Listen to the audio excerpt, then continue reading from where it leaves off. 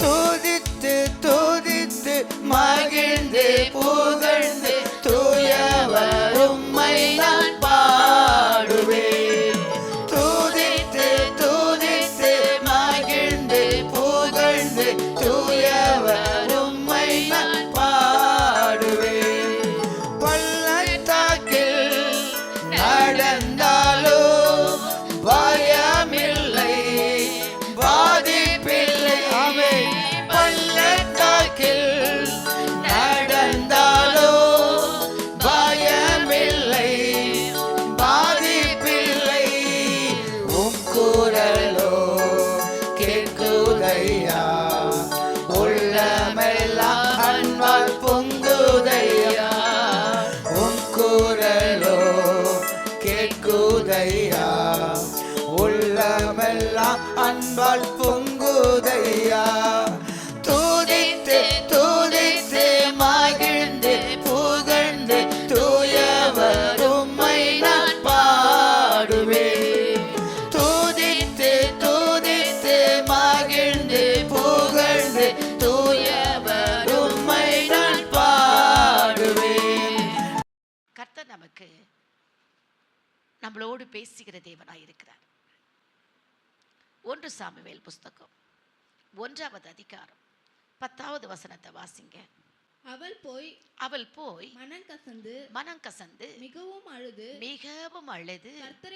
கர்த்தரை நோக்கி விண்ணப்பம் பண்ணி சேனைகளின் கர்த்தாவே தேவரீர் உம்முடைய அடியாளின் சிறுமையை கண்ணோக்கி பார்த்து உம்முடைய அடியாளை மறவாமல் நினைத்தருளி உம்முடைய அடியாளுக்கு ஒரு ஆண் பிள்ளையை கொடுத்தால் அவன் உயிரோடு இருக்கனாலும் சகல நாளும் நான் அவனை கர்த்தருக்கு ஒப்பு கொடுப்பேன். அவன் தலையின் மேல் சவரங் கத்தி படுவதில்லை என்று ஒரு பொருத்தனை பண்ணினாள். ஒரு அல்லேலூயா சொல்வீங்களா? பாருங்க, தேவனுடைய சந்நிதியில அருமையான அந்த மகள் குடும்ப வாழ்க்கையில அந்த அம்மாவுடைய குடும்பத்திலே அந்த அம்மாவுக்கு ஒரு குறை ஏற்பட்டது, குழந்தை இல்லாத ஒரு சூழ்நிலை. ஆனால் அவங்க பார்த்தாங்க, தன்னுடைய தேவ சந்நிதானத்தை மனிதர்களால் முடியாத ஒரு காரியம், மனிதர்களால் செய்ய முடியாத ஒரு காரியம் தேவனால் மட்டும்தான் செய்ய முடியும் என்பதை அறிந்து உணர்ந்து அவர் ஒருவரால் மட்டும்தான் செய்ய முடியும் என்பதை நம்பி அவங்க நேரா தேவாலயத்துக்கு என்ன செய்தார்கள்? வந்தார்கள். தேவாலயத்தில் வந்து அவருடைய பாதத்தில் அவர்கள் என்ன செய்தார்கள்? அழுதார்கள். அந்த அழுகையின் சத்தத்தை அவர்கள் நம்பி வந்தாங்க. ஏன்னா தேவனுடைய யாராலும் எந்த ஒரு மனுஷரால முடியாத ஒரு காரியம், என் வாழ்க்கையில் இருக்கிற குறைவை தீர்ப்பதற்கு யாராலும் என்ன செய்யாது? முடியாது. ஆனால் தேவனால மட்டும்தான் முடியும் என்பதை அறிந்து அவர்கள் தேவாலயத்தை நோக்கி என்ன செய்தார்கள்? வந்தார்கள். வந்தது மாத்திரமல்ல, மிகவும் அழுது ஜெபித்து ஒரு விண்ணப்பத்தையும் அவருடைய பாதத்தில் என்ன செய்தார்கள்? வைத்தார்கள். என்ன விண்ணப்பத்தை வைத்தார்னா பாருங்க, அன்னாள் ஒரு தெய்வ பக்தி உள்ள ஒரு தாய் என்பதை இந்த இடத்துல ஆண்டவர் நம்ம அறிந்து கொள்ளுகிறோம். ஒரு தெய்வ பக்தி உள்ள ஒரு தாய். அவளிடத்துல செய்த அவள் பாருங்க, உதவி மட்டும் தேவையோடு வரா, ஒரு எதிர்பார்ப்போடு வரா. எப்படியாச்சும் ஒரு அற்புதத்தை நான் என்ன செய்யணும்? பெற்றுக்கொள்ளணும் என்பதை நம்பி வந்தாங்க. வந்தது மாத்திரமல்ல, கர்த்தர் அந்த ஜெபத்தை கேட்டு அவங்களுக்கு அற்புதத்தையும் செய்தார். ஆனால் ஒன்று, அவர் பொருத்தனையும் என்ன பண்ணாங்க? செய்தாங்க. என்ன பொருத்தனை செய்தாங்க? இந்த குழந்தை அது மாத்திரமல்ல, இந்த பிள்ளைய நான் என்ன செய்வேன்? உன்னுடைய சமூகத்துல ஒப்பு கொடுத்துறேன். பாருங்க, இதுதான் தேவன். நமக்கு நிறைய நேரங்கள்ல நம்ம வருவோம், குறைவுகள் இருக்கும் பொழுது அவருடைய பாதத்துல வருவோம். ஆனா பொருத்தனைகளை நாம் செய்ய மாட்டோம், நிறைவேற்ற மாட்டோம். வர்றது அழுவோம். அந்த அழுகை பார்த்தீங்கன்னா அப்படிதான் இருக்கும். ஆனா ஆண்டவர் அந்த அழுகைக்கு பதில் என்ன செய்வாரு? கொடுத்துருவாரு. ஆனா நம்ம பொருத்தனைகளை நம்ம என்ன செய்ய மாட்டோம், நிறைவேற்றவே மாட்டோம். ஆனா இந்த அம்மா சொன்னாங்க, அன்னாள் தன்னுடைய மகனை ஆண்டவருடைய திருப்பணிக்காக அவர்கள் தன்னை அர்ப்பணித்தார்கள். ஆண்டவரே, நீர் எனக்கு ஒரு குழந்தையை கொடுப்பீரானால் அது உம்முடைய, பாருங்க, எந்த ஒரு தாயாலையும் இப்படி செய்ய முடியுமா? செய்ய முடியுமா? முடியாத ஒன்று. ஆனா அந்த அம்மா என்ன செய்யறாங்க, அவங்களுடைய வலி, அவங்களுடைய வேதனைகள் எவ்வளோ, அவங்க துக்கம் எவ்வளவா இருந்திருந்தா அவங்க நேரா சரியான இடத்துல வந்தார்கள், ஜெபித்தார்கள், அற்புதத்தை பெற்றுக்கொண்டார்கள். அதோடு அவங்க திரும்பி போயிடல. அவங்க ஒரு பொருத்தனை என்ன பண்ணாங்க, செய்தாங்க. இந்த குழந்தை தேவாலயத்தில் என்ன செய்யணும், உம்முடைய சமூகத்தில் அது வளரணும். அவருடைய பணிக்காக, அவருடைய சேவைக்காக, அவருடைய ஊழியம் செய்யும்படியாக அந்த குழந்தையை அர்ப்பணித்தாள். அதுதான் பக்தி உள்ள தாய் என்பதை நாம் இந்த இடத்துல அறிந்து கொள்ளுகிறோம். பொருத்தனையை நிறைவேற்றுகிற ஒரு தாயாக இருந்திருக்கிறாங்க. 28வது வசனத்தை வாசித்து பாருங்க.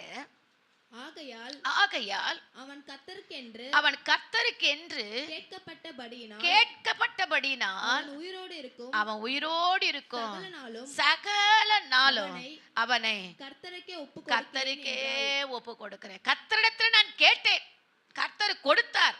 ஆனா அவன் உயிரோடு இருக்கிற சகல நாளும் தேவாலயத்தின் பணிக்காக அந்த குழந்தையை அர்ப்பணித்தார். அல்லேலூயா, அல்லேலூயா. அந்த பொருத்தனையை நிறைவேற்றின ஒரு பக்தி உள்ள தாயாக அன்னாள் காணப்பட்டாள். கர்த்தர் அந்த குழந்தையின் மேலே அழைக்கிறார். ஆண்டவரும் அந்த குழந்தை என்ன செய்யறாரு, அழைக்கிறார், தன் பணிக்காக அழைக்கிறார். வாசித்து பாருங்க 8வது வசனம், 3வது அதிகாரம் 8வது வசனம். ஆண்டவர் சாமுவேலை அழைத்தார். கர்த்தர் மறுபடியும் 3ஆம் விசை சாமுவேலே என்று கூப்பிட்டார். அவன் எழுந்திருந்து ஏலியிடத்தில் போய், இதோ இருக்கிறேன், என்னை கூப்பிட்டீரே என்றான். ஆமென், அல்லேலூயா. பாருங்க, ஆண்டவரும் அந்த அம்மாவும் என்ன செய்தாங்க, பொருத்தனையை நிறைவேற்றிட்டாங்க. அந்த குழந்தை என்ன செய்தாங்க, பால் மறந்த பிறகு தேவாலயத்தில் என்ன செய்தாங்க, அந்த குழந்தைய விட்டாச்சு. அதுக்கு பிறகு வருஷந்தோறும் வந்து அந்த குழந்தைக்கு ஒரு ட்ரெஸ் எடுத்துக்கிட்டு வந்து வருஷந்தோறும் வந்து அந்த குழந்தை என்ன செய்வாங்களா, பார்க்கிற ஒரு தாயா இருந்தாங்க. ஆனால் அந்த குழந்தை எங்கே வளர்ந்தது, தேவாலயத்தில் தான் வளர்ந்தது. ஆலயத்தின் பணியெல்லாம் அது கற்றுக்குச்சு. ஏன்னா ஏலியோட அது இருந்ததுனால, ஆசாரியனாக ஏலி அந்த இடத்துல ஆசாரியனாக இருந்திருக்கிறாரு. அந்த நேரத்தில் தான் இந்த குழந்தையே என்ன செய்கிறாங்க, கொண்டாந்து விட்டாங்க. அப்போது ஆலயத்திலே வளர்ந்த அந்த குழந்தை ஒரு நாள் ஆண்டவர் அந்த குழந்தையை அழைக்கிறார். அது அழைப்பு 3 தரம். முதல் தரம் ஆசாரியன் தான் கூப்பிடுறார் என்னார். 2வது தரமும் அப்படிதான் நினைச்சு. 3ஆம் தரமும் அவர் சொல்றார், சொல்லும் அடியே கேட்கிறேன், சொல்லுப்பான்னு சொல்லி கொடுக்கிறார். அதே மாதிரி அவர் சொல்ல, ஆண்டவர் ஊழியத்தின் பாதையில் அந்த குழந்தையினுடைய விருப்பத்தை, அந்த தாயினுடைய விருப்பத்தை கர்த்தர் நிறைவேற்றினார். கர்த்தர் நிறைவேற்றினார். இன்றைக்கு நம்ம கஷ்டப்படுகிற நேரத்தில் பலவிதமான பொருத்தனைகளை நாம் செய்வோம். சரீர பலவீனங்கள் வரும்பொழுது பலவிதமான பொருத்தனைகளை நாம் செய்வோம். ஆனால் அது எல்லாவற்றையிலும் கர்த்தர் அற்புதங்களை செய்யும் பொழுது, நாட்கள் வரும்பொழுது நாம் மறந்து போயிடுவோம். ஆனால் இந்த தாயோ, இந்த அண்ணாலோ மறக்கவே இல்லை. அந்த குழந்தைக்கு நீர் கொடுத்தா அது உயிரோடு இருக்கிற நாளெல்லாம் அது எங்க இருக்கணும், தேவாலயத்தில் தான் இருக்கணும். தேவாலயத்தில் தான் அந்த குழந்தை வளர்ந்தது. கர்த்தர் தேவாலயத்தில் தான் அந்த குழந்தையை என்ன செய்ய, பெயர் சொல்லி அழைத்தார். 3 விசை அழைத்தார். அழைத்தது மாத்திரமல்ல, சாதாரண குழந்தையா அது வரல. அது என்ன பண்ணுது, ஆண்டவர் காரியத்தெல்லாம் கற்றுக்கிட்டு ஒரு அபிஷேகம் பண்ணக்கூடிய ஒரு கிருபையை கடவுள் கொடுக்கிறார். சாமுவேலின் புஸ்தகம் 1 சாமுவேல் 16:12 வாசிங்க. 16வது அதிகாரம் 12வது வசனம். ஆள் அனுப்பி அவனை அழைப்பித்தார். அவன் சிவந்த மேனியும் அழகிய கண்களும் நல்ல ரூபம் உள்ளவனாயிருந்தார். அப்பொழுது கர்த்தர், இவன்தான், நீ எழுந்து இவனை அபிஷேகம் பண்ணி என்றார். அல்லேலூயா. அந்த குழந்தை பாருங்க, அது வளர்ந்து பெரியவன் ஆகி ஒரு அபிஷேகம், தாவீதுக்கு அபிஷேகம் செய்யக்கூடிய கிருபையை கர்த்தர் கொடுத்தார். அந்த தைல கொம்பை எடுத்துக்கிட்டு போறாரு. ஆண்டவர் தரிசனம் கொடுத்துட்டாரு. நீ என்ன பண்ணும்? தாவீது என்ன பண்ணணும்? அபிஷேகம் செய்யணும். ஒவ்வொருத்தர் சகோதரர்களா வர்றாங்க, யாருமே இல்லை. கடைசியா ஒருத்தர் இருக்கிறாரு. அவர் எங்க இருக்கிறாரு? உங்களுக்கு தான் தெரியுமே, ஆடு மேய்ச்சிட்டு இருக்கிறாரு. அப்படி அவரை போய் கூப்பிட்டு வாங்கன்னு வரும்பொழுதுதான் அவர் மேலதான் ஆண்டவர் சொல்றாரு, இவன் தான். அவன் எப்படிப்பட்ட ரூபம் உள்ளவனா இருந்திருக்கிறான்? சிவந்த மேனியும் அழகிய கண்களும் உடையவனாய் இருந்திருக்கிறார். கர்த்தர் அவனை சாமுவேலோடு கர்த்தர் பேசினார். சாமுவேலோடு பேசினது மாத்திரமல்ல, அவன் ஊழியத்தின் பணிகளை செய்ததினால தாவீதுக்கு அபிஷேகத்தை என்ன பண்ணாரு? செய்து வைத்தார். அது மாத்திரமல்ல, அதே அதிகாரம் 2வது அதிகாரம் 1 சாமுவேல் 2வது அதிகாரம் 35 பார்த்தீங்கன்னா, ஒரு ஆசாரியனாக, ஒரு நியாயாதிபதியாக, ஒரு தீர்க்கதரிசியாக கர்த்தர் சாமுவேலை பயன்படுத்தினார். அல்லேலூயா, அல்லேலூயா. தாயின் பொருத்தனை நிறைவேறிவிட்டது. ஆண்டவருக்காக அந்த குழந்தை தேவாலயத்தில் வளர்ந்தது. அப்படியே வளர்ந்து அப்படியே இல்லை, அது அப்படியே ஆண்டவரோடவே வளர்ந்ததுனால ஆண்டவரும் அதுக்கு என்ன செய்தாரு?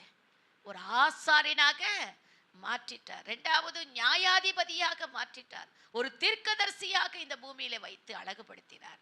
தேவ சமூகத்தில் வந்திருக்கிற உங்கள் ஒவ்வொருவரையும் பார்த்து, ஒருவேளை நீங்க பொருத்தனைகளை செய்திருந்தா அதை நிறைவேற்றிடுங்க. அந்த பொருத்தனை நிறைவேறவில்லை என்றால் பல கஷ்டங்கள், பல தடைகள், பல சோதனைகள், பல காரியங்களை நம்ம இழக்க வேண்டியதாக இருக்கும். நாம் அந்த பொருத்தனை என்ன செய்யணும்? நிறைவேற்றணும். அன்னாள் என்ன செய்தால்? அன்னாள் தெய்வ பக்தி உள்ள தாயாக தேவனிடத்தில் செய்த பொருத்தனையை நிறைவேற்றினாள். நீங்களும் நானும் அவருடைய சமூகத்தில் வந்து ஜெபித்து பொருத்தனை செய்ததை நம்ம நிறைவேற்றும் பொழுது கர்த்தர் எல்லா காரியத்திலையும் நமக்கு உதவி செய்வார். எரேமியா தீர்க்கதரிசன புஸ்தகம் 1வது அதிகாரம் 5வது வசனத்தை வாசித்து பாருங்களேன். நான் உன்னை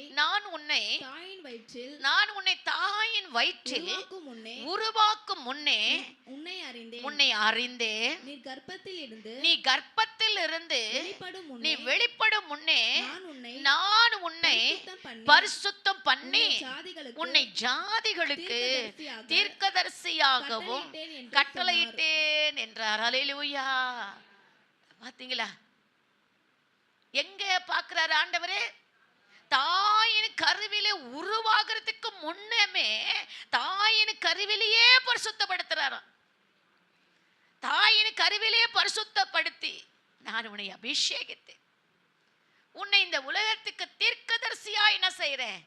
வைத்திருக்கிறேன்னு சொல்றார். அது மாத்திரமல்ல, 10வது வசனம், பிடுங்கவோ கட்டவோ நாட்டவோ இடிக்கவோ நான் உனக்கு அதிகாரத்தை என்ன செய்திருக்கிறேன்? கொடுத்திருக்கிறேன்னு சொல்வார். ஹல்லேலூயா. இதுதான் நம்ம ஆண்டவர். நம்ம நினைக்கிற ஒவ்வொன்றுக்கும் ஒரு காலத்தை தேவன் என்ன செய்திருக்கிறார்? வைத்திருக்கிறார். ஒவ்வொரு மனிதன் இங்க வந்திருக்கிற உங்கள் ஒவ்வொருவருக்கும் ஒரு கிருபை இருக்கிறது. ஆனா நாம் என்ன செய்யறோம்? அதை உதாசீனப்படுத்துவர்களா இருக்கிறோம். மனிதனை குறித்து தேவனுக்கு ஒரு நோக்கம் உண்டு என்பதை நம்ம நினைக்கிறதே இல்லை. நம்ம ஜீவ பலியாய் என்னைக்கு ஒப்பு கொடுக்கிறோமோ அன்னைக்கு தான் தேவனுடைய நோக்கம் உங்க வாழ்க்கையில நிறைவேறும். பிரசங்கி 3:4. அழ ஒரு காலம் உண்டு, நகைக்க ஒரு காலம் உண்டு, புலம்ப ஒரு காலம் உண்டு, நடனம் பண்ண ஒரு காலம் உண்டு. அல்லேலூயா. பாருங்க, அழுவதற்கு ஒரு காலம் உண்டு, நடனமாட ஒரு காலம் உண்டு, புலம்புகிற ஒரு காலம் உண்டு, அதுக்கு பிறகு நகைக்கிற ஒரு காலம் உண்டு. இந்த 4 விதமான காலங்களிலே எந்த காலத்தில் நீங்க இருக்கிறீங்க எனக்கு தெரியாது. அழுது கொண்டு இருக்கிறீங்களா? ஆண்டவரே, என்ற வாழ்க்கையிலே இப்பொழுது இருக்கிற காலம் பார்த்தீங்கன்னா அழுதுகிட்டு இருக்கிற ஒரு காலமா இருக்கிறேன், புலம்பிக் கொண்டு இருக்கிறேன். புலம்பல், எப்போதும் புலம்பல். இன்னைக்கு என்ன, நாளைக்கு என்ன செய்ய, எப்படி என் எதிர்காலம் என்னன்னே தெரியல, புலம்பிக் கொண்டிருக்கிற. எல்லாவற்றுக்கும் ஒரு காலத்தை தேவன் வைத்திருக்கிறார். ஆனா ஒரு காலத்தை தேவன், நீங்க ஜீவ பலியாய் உங்களை ஒப்பு கொடுக்கும் பொழுது அவருடைய நோக்கம், நம் வாழ்க்கையிலே அவர் செய்யப்படுகிறதான நோக்கம் நிறைவேறப்படும். இன்னைக்கு ஆண்டவர் உங்களை பார்த்து சொல்றாரு, உங்களை ஒப்பு கொடுங்க, உங்களை அர்ப்பணிங்க. தாழ்த்தி ஒப்பு கொடுங்க. கர்த்தர் கிரியை செய்வார், உங்களோடு பேசுவார். பேசுவார். பேசுவாரா இல்லையா? பேசுவார். பொறுமையா இருங்க. சில நேரங்களில் சில காரியங்களை நம்ம பெற்றுக்கொள்வதற்கு நாட்கள் தாமதமாகலாம். அதை பற்றி கவலைப்படாதீங்க. ஆனால் ஏற்ற வேலை வரும் பொழுது உங்களை உயர்த்துவார். அதான் சொல்றாரு ரோமர் புஸ்தகம் 12வது அதிகாரம் 1வது வசனத்தை வாசித்து பாருங்க. உங்கள் சரீரங்களை ஜீவ பலியாய் என்ன செய்ய வேண்டுமா? ஒப்பு கொடுக்க வேண்டும். ஆண்டவர் சொல்றாரு, படிங்க. அப்படி இருக்க சகோதரரே, அப்படி இருக்க சகோதரரே, நீங்கள் உங்கள் சரீரங்களை பரிசுத்தமும் தேவனுக்கு பிரியுமான ஜீவ பலியாக ஒப்பு கொடுக்க வேண்டும் என்று தேவனுடைய இரக்கங்களை முன்னிட்டு உங்களை வேண்டிக் கொள்ளுகிறேன். இதுவே நீங்க செய்யத்தக்க புத்தி உள்ள ஆராதனை. ஹல்லேலூயா சொல்வீங்களா? எப்படிப்பட்ட ஆராதனையா? புத்தி உள்ள ஆராதனை. அப்போ நம்முடைய சரீரங்களை தேவனுக்கு என்ன பண்ணணுமா? ஜீவ பலியாய் ஒப்பு கொடுக்கணும்.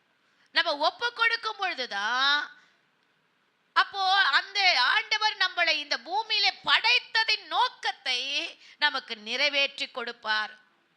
நமக்கு எதுவுமே கை கூடி வராதது போல, எல்லாமே நமக்கு தோல்வி போலதான் காணப்படும்.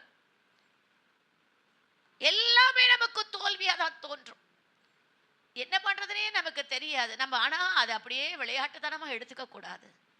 ஆண்டவருடைய சமூகத்துல உட்கார்ந்து முழங்கால் படியிட்டு தன்னை தாழ்த்தி நம்ம ஒப்பு கொடுத்து, ஆண்டவரே என்னை ஒப்பு கொடுக்கிறேன், என்னை ஜீவ பலியாய் ஒப்பு கொடுக்கிறேன்னு சொல்லி நீங்க ஒப்பு கொடுக்கும் பொழுதுதான் அவர் ஆண்டவராகிய தகப்பன் இந்த பூமியிலே உன்னை கொண்டு வந்தது நோக்கத்தை அவர் நிறைவேற்றுவார்.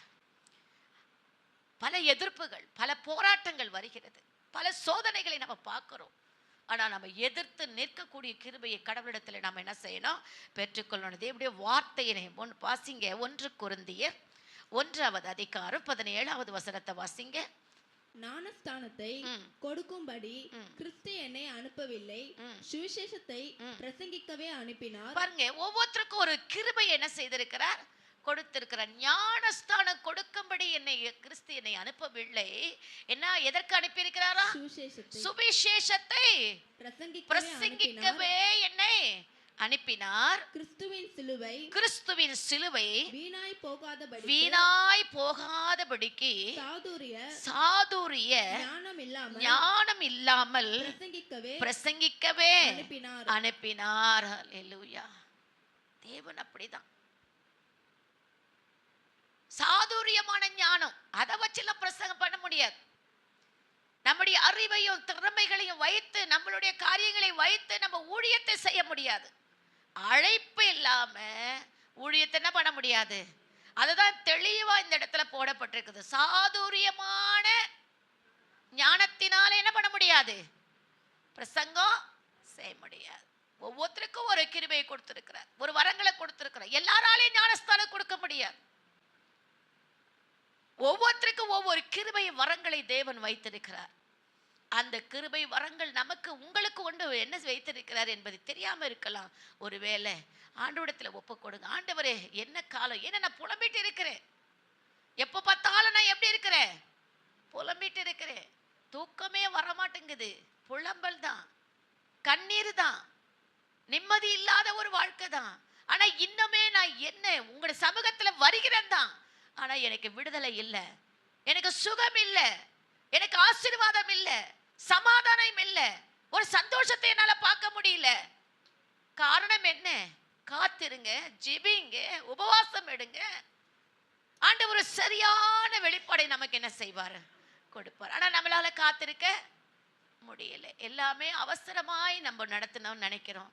வேண்டவே வேண்டாம். இந்த காலத்துல ஆண்டவர் சொல்லுகிற அவருடைய சித்தத்துக்கு ஒப்பு கொடுங்க. ஜீவ பலியாய் உங்களை ஒப்பு கொடுங்க. 2வது வசனம் ஒரு வார்த்தை சொல்லுகிறது, வாசிங்க. ரோமர் 12:2 வசனம். நீங்கள் இந்த பிரபஞ்சத்திற்கு ஒத்த வேஷம் தெரியாமல், நீங்கள் இந்த பிரபஞ்சத்துக்கு ஒத்த வேஷம் வேஷம் தெரியாமல் தேவனுடைய நன்மையும் பிரியமும் பரிபூரணமான சித்தம் இன்னதென்று பகுத்தறியத்தக்கதாக உங்கள் மனம் புதிதாகிறதுனாலே நீங்க என்ன செய்யணுமா? மறுரூபமாயிடுங்க. உங்க மனம் என்ன செய்யணும்? புதிதாகணும். ஆகுதா? ஜீவபலியாய் நம்ம ஒப்பு கொடுக்கிறது மாத்திரமல்ல, அவன் ஆண்டவருடைய சமூகத்துல அவருடைய பாதத்துல நம்ம விழுந்து கிடக்கிறது மாத்திரமல்ல, இந்த பிரபஞ்சத்துக்குரியதான ஒத்த வேஷம் நம்ம என்ன பண்ணக்கூடாதா? தரிக்க கூடாது. நம்ம நினைப்போம், என்னது அதெல்லாம், என்ன வேஷம், என்னது யோசிப்போம். தீமையான காரியங்கள், அருவருப்பான காரியங்கள், வெறுத்தணும். அருவருப்பு, கர்த்தருக்கு பிரியமில்லாத அருவருப்பான காரியங்களை நம்ம வெறுக்க வேண்டும். 1 யோவான் சொல்லப்பட்டிருக்கிறது. 1 யோவான் 2வது அதிகாரம் 15வது வசனத்தை வாசித்து பாருங்களேன். உலகத்தில் உள்ளவைகளிலும் அன்பு கூறாதிருங்கள். பாருங்க, ஒத்த வேஷம். அது என்ன? அது ஒத்த வேஷம்னா தெரியாம இருக்கலாம். என்ன தெரியுங்களா? இதுதான் உலகத்தில் உள்ளவைகளிலும் அன்பு கூறாதிருங்க. எதுல இருக்க கூடாதுமா? உலகத்தில் உள்ளவைகளிலோ அன்பு கூறாதிருங்க. ஒருவன் உலகத்தில் அன்பு கூர்ந்தால் அவனிடத்தில் பிதாவின் அன்பு இல்ல. உலகத்தினுடைய அன்பு, உலக காரியங்களில ஐக்கியம், உலக காரியங்களில ஈடுபாடு இருந்தா பிதாவின் அன்பு என்ன செய்யாதா? இருக்காது. நம்முடைய ஆண்டவராகிய இயேசு கிறிஸ்துவுடைய அன்பை நாம் இழக்க வேண்டியதா இருக்கும். அதனாலதான் சொல்றாரு, இந்த பிரபஞ்சத்தின் ஒத்த வேஷம் என்ன பண்ணக்கூடாது? தரிக்க கூடாது. ஏனெனில் மாம்சத்தின் இச்சையும் கண்களின் இச்சையும் ஜீவனத்தின் பெருமையுமான உலகத்தில் உள்ளவைகள் எல்லாம் பிதாவினிடத்தில் உண்டானவைகள் அல்ல, அவைகள் உலகத்தில் உண்டானவைகள். அப்ப உலகத்துக்குரிய காரியம், உலக சிந்தனை, உலக காரியம், உலகத்துக்குரிய காரியங்களை நாம் யோசித்து சிந்தித்து தன் ஆத்மாவை கரப்படுத்தி தானே கெடுத்துக் கொள்ளாதபடிக்கு தேவனுக்கு தன்னை ஜீவ பலியாய் ஒப்பு கொடுத்து அவருடைய நோக்கத்தை நம்ம நிறைவேற்றுகளாய் காணப்பட வேண்டும் என்பதுதான் தேவனுடைய விருப்பமாய் இருக்கிறது. அல்லேலூயா. இன்னைக்கு நாம் எங்க ஓடுகிறோம், எதற்கு போகிறோம், எல்லாத்தையும் யோசித்து பார்த்து அவருடைய சமூகத்துல விழுந்து ஜெபிங்க. ஜெபம் இன்னைக்கு குறைவு. ஜெப குறைவுனால தான் சில காரியங்களை நம்மளால என்ன பண்ண முடியல, சுதந்திரிக்க முடியல. முழங்கால படியிட்டு ஜெபம் பண்ணுங்க, கர்த்தர் அற்புதங்களை செய்வார். அதனால தான் சொல்றாரு, இந்த உலகத்துக்குரிய காரியங்களை எல்லாத்தையும் விட்டுட்டு, இன்னைக்கு நான் படிச்சுமில்ல, இந்த காரியத்தை எல்லாத்தையும் விட்டுட்டு அவருடைய சமூகத்துல காத்திருங்க. தேவனுடைய வார்த்தை, சங்கீதக்காரனாகிய தாவீது சொல்லுகிறார் 119 சங்கீதம் 11வது வசனத்துல, நான் உமக்கு விரோதமாய் பாவம் செய்யாதபடிக்கு உமது வாக்கை என் இருதயத்திலே வைத்தேன். அவர் சொல்லுகிறார், நான் என்ன செய்றேன், உனக்கு விரோதமாய் பாவம் செய்யாதபடிக்கு உம்முடைய வார்த்தை, உம்முடைய வாக்கு தத்தங்களை என் இருதயத்துல நான் செஞ்சிட்டேன்.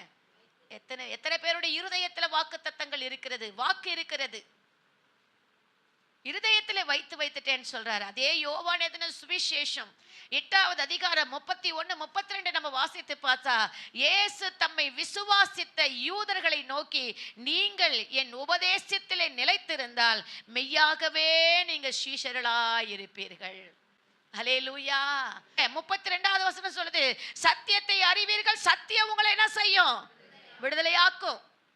உங்க வாழ்க்கையில எந்த பிரச்சனையா இருந்தாலும் சரி, மனுஷரிடத்துல போறதை விட்டுட்டு கடவுளுடைய சமூகத்துல முழங்கால போட்டு ஜெபிங்க. கர்த்தர் உங்களுக்கு நல்ல ஒரு அற்புதமான காரியத்தை செய்வார். அடுத்தது பொருத்தனை பண்ணுங்க, பொருத்தனை செய்யுங்க, அர்ப்பணிங்க. அந்த குழந்தைய ஆண்டவருக்குன்னு அர்ப்பணிச்சிருங்க. என் அன்மையான சகோதரனே, சகோதரியே, உன் அழுகை எதுவா இருந்தாலும் அதுக்கு பதில் கொடுக்க ஆண்டவரால முடியும்.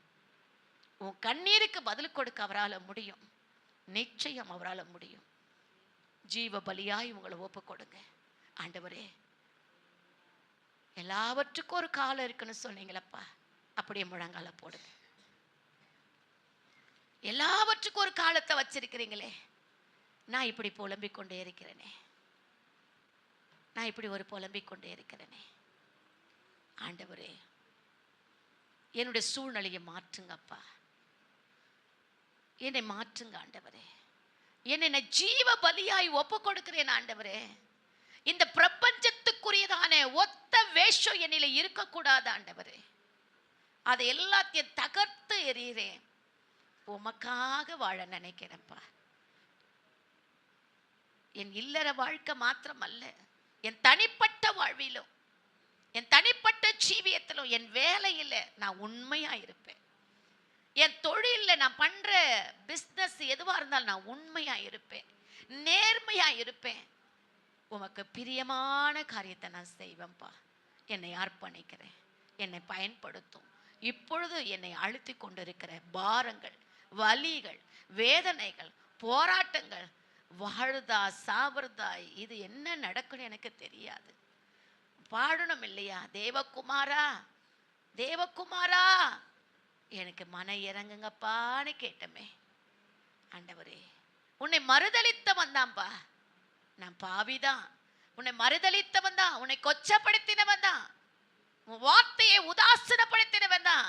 ஆனா இன்னைக்கு நான் உம்முடைய சமூகத்துல வந்துட்டம்பா, சரணடைகிறேன்னு சொல்லி ஒப்பு கொடுக்கும் பொழுது கர்த்தர் நம்முடைய குறைகளை அந்த பாவத்தெல்லாம் எடுத்து மன்னித்து இன்னைக்கு ஒரு ஊழியக்காரனாய், ஒரு ஊழியக்காரியாய், தேவனுக்கு ஒரு பிரியமான மகனாய் மகளாய் ஜீவிக்க கர்த்தருக்கு நீங்க அர்ப்பணம் செய்யுங்க.